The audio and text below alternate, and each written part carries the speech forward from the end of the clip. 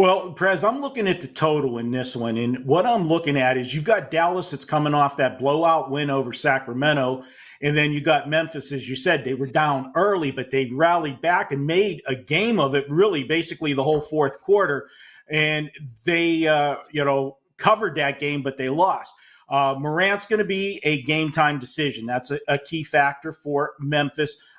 He hurt his ankle in that game, came back, it left the game, but came back in the fourth quarter, but sat out of practice yesterday.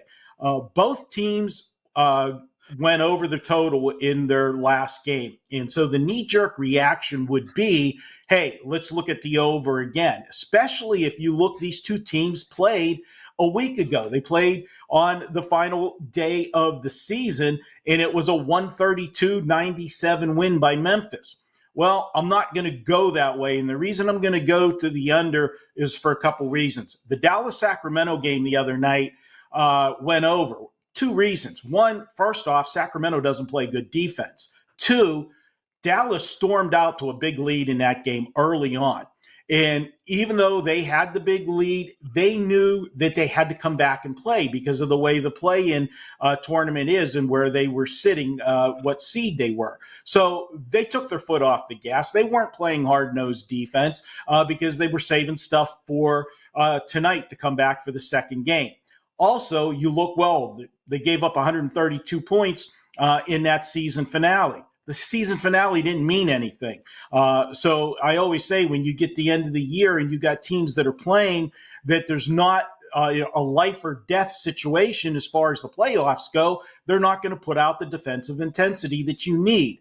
I think this is an underplay tonight. That's the way I'm going to go with this one. And if you look, the total on Sunday was 228.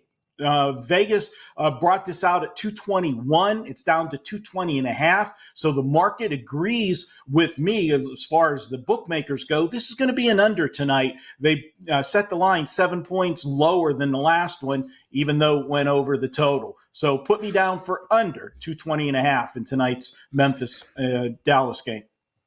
There you go. Before we get into Saturday's matchup and you want to talk about the Lakers, what do you have to promote for the clients and how have you been doing?